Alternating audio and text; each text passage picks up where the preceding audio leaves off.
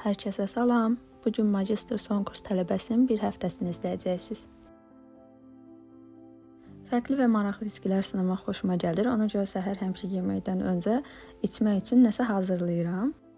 Bu gün də dərs oxuyanda içmək üçün matcha hazırlayıram. Düzdür, bu matchanın da markasını bəyənirəm, amma daha təbii dad olan, daha çox matcha aromasını hiss elətdirən bir marka axtarışındayam.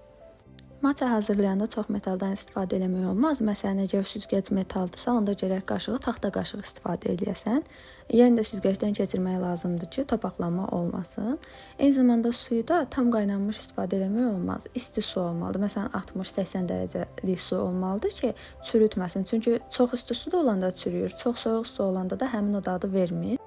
Əslində matchanı visklə çıxmaq daha məntiqlidir. Sadəcə o çox vaxt tələb elədiyi üçün ən ideal vasitə elektron mikserdir. Üzəri köpüklü, forması da krem halına gələndə demək ki, artıq matchamız hazırdır. Burada da təbii süddən istifadə edirəm, amma məncə matchanın dadı da adi südlə hazırlanan da olur. Sadəcə adi südə allergiyam olduğu üçün məcbur təbii südlərdən istifadə edirəm. Bakalavrda bir müəllimim vardı və həmişə deyirdi ki, şənbə bazar istirahət günüdür. Dərs yox, sizi xoşbəxt eləyən işlərlə məşğul olun. Ona görə mən də bunu həyatıma tətbiq edirəm və şənbə bazar sadəcə asudə vaxtımda həzz aldığım işlərlə məşğul oluram. Bazar ertəsinin dərslərində səhər tezdən durub işləyirəm. Bu da universitetin kitabxanasından kiçik bir kadr və artıq evə yola düşmə vaxtı çatdı. İkinci gün üçün ilk olaraq hər gün istifadə etdiyim səhər rutinini bölüşürəm. İlk olaraq üzümü köpüyü ilə təmizləyirəm. Bu təmiz hissiyat verir. İkinci addım olaraq tonerdən istifadə edirəm. Bu həm dərini gücləndirir, həm də sivilcə ləkələrinə, qaralmalara kömək edir, parlaqlıq verir. Sonra yüngül teksturalı serum istifadə edirəm. Bu qaraltıları bəyazladır, sebumları təmizləyir, dərini sakitləşdirir və parlaqlıq verir, yapışqanlıq yaratmır. Bu serumu çox sevirəm, çünki özə çəkən kimi parıltını anında hiss edirsən, eyni zamanda dərini bəyazladır və UV şüalarından qoruyur. Sadəcə bir mənfi cəhəti var, yapışqanlıq yaradır. Səhər yuxudan duranda gözaltı şişkinliyi olsun, ya da gözün altındakı qaralmalar, torbalar olsun, qırışlar olsun, bu krem super təsir edir. Həqiqətən də bir həftəyə nəticəsini görmək olur. Heç bir yapışqanlıq da hiss edilmir. Cilt baxımı üçün tənbəllik elədiyim günlərdə sadəcə üzümü yuyub bu kremdən istifadə edirəm. Anında qızarıqlığı götürür. Akne ləkələrinə yaxşı təsir eləyir, həm də dərini sakitləşdirir və nəmləndirir, heç bir yapışıqlıq da buraxmır. Məncə hər kəsin sevə-sevə istifadə edəcəyi tərzdə bir kremdir. Nə dərəcədə düzgündür bilmirəm, amma mənim istifadə etdiyim metod budur ki, baxım məhsullarımı soyuducuda saxlayıram.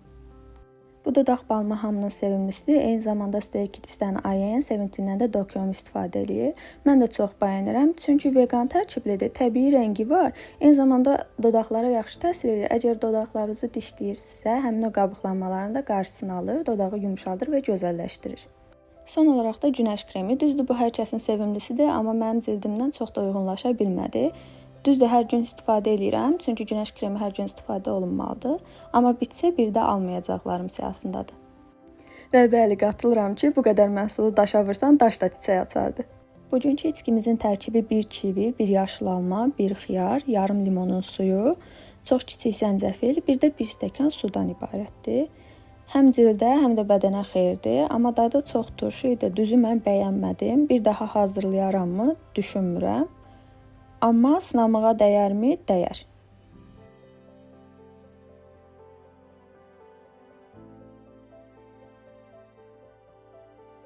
Dərsdən qabaq rəfiqəmlə kiçik bir kafe deytim var idi. Ondan sonra isə dərs zamanı kiçik bir təkrar edirik. Bu təkrardan sonra da günü burada bağlayırıq.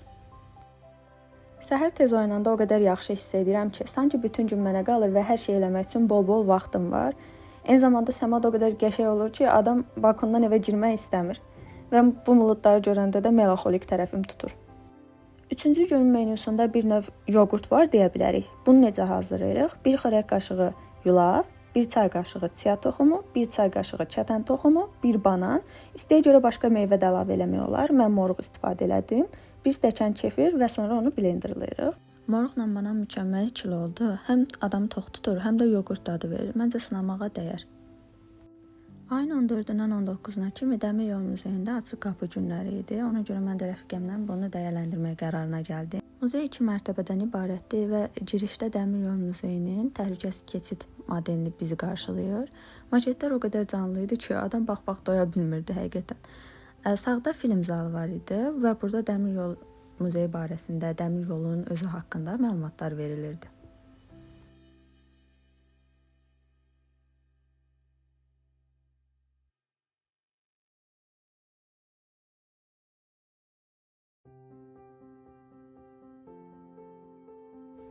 Bu da sol hissədir. Burada da müxtəlif nümayiş üçün eksponatlar var. Hər biri bir-birindən gözəldir və adamın gözünə oxşayır.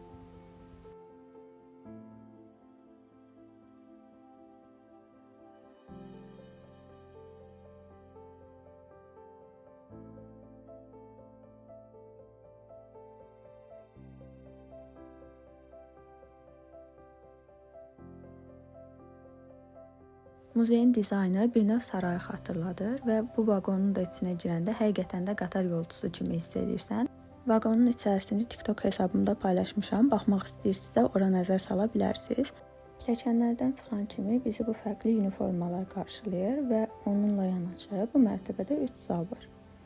Hər zalda müxtəlif eksponatlar və rəsm əsərləri sərgilənir. Bu maket də prezidentimizin muzeyə hədiyyəsidir.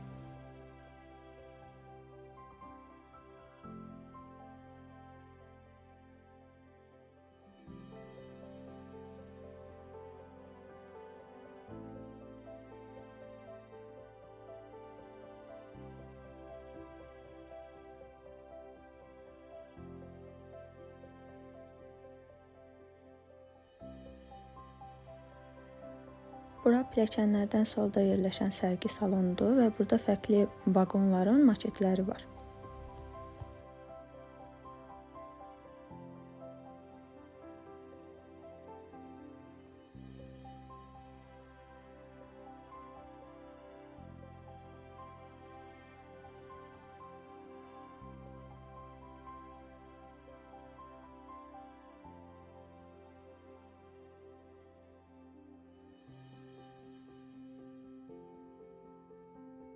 Bura pilləkənlərin arxasındakı sərgi zalıdır və sərgi zalından çölə çıxış var.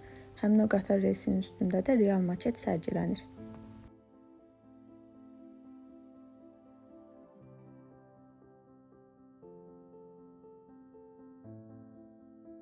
Muzeydən sonra dərsin başlayana kimi bolca vaxtım var idi. Ona görə qərar verdim ki, kafedə oturum və dərs təkrar edeyim. Dərs təkrarından sonra biraz boş vaxtım qaldığı üçün sərgidən aldığım İngilis dil səviyyə kitabını da tamamladım. Burada da hər axşam elədiyim cilt baxım rutinimi paylaşıram. Mən makiyaj eləsəm də eləməsəm də mütləq hidrafil yağ, ardınca da köpüyü ilə təmizlik edirəm. Bu toner barədə çoxları üzü yandırır deyir, amma mənim cildimdə elə təsir buraxmır, əksinə çox bəyənirəm. Və serum da həm qızarıqlara kömək edir, həm də dərini sakitləşdirir. Gözaltı kremin də tərkibində retinol var, qaralmalara kömək edir. Krem də səhər oyananda üzü şüşə kimi eləyir. Gəldik 4-cü günün içkisinə. Bu içkinin tərkibində bir alma, bir banan, bir stəkan su, yarım limonun suyu və bir dəstə ispanağa ehtiyacımız var. Əslində çox ləzzətli olur və əsla ispanağın dadını hiss eləmirsən. Çox şirin dadı var və təkrar-təkrar sınamağa dəyər. Əslində bu içki cild üçün də çox xeyirlidir və sizə belə bir hiylə deyə bilərəm ki, ümumiyyətlə cild axşam saat 9-10 kimi özünü yenilir. Xüsusilə bu saatlarda üz baxımı etmək üçün ən ideal vaxtdır. Bir də üz baxımını belə sağlam içkilərlə, yeməklərlə dəstəkləyəndə daha çox xeyrini görmək olur. Alt həftədə 4-cü gün dərsimiz olmadığı üçün rəfiqəmlə birgə məqalə yazmaq üçün kitabxanaya getmişdik. Həm diqqəti cəmləməyə kömək edir, həm də hamı dərs oxuyur deyə adamın motivasiyası artır. Eyni zamanda istənilən cür kitabı da asanlıqla əldə etmək olur. Sakit, təmiz, əlçatımlı olduğu üçün dərs oxumaq üçün ən ideal məkandır.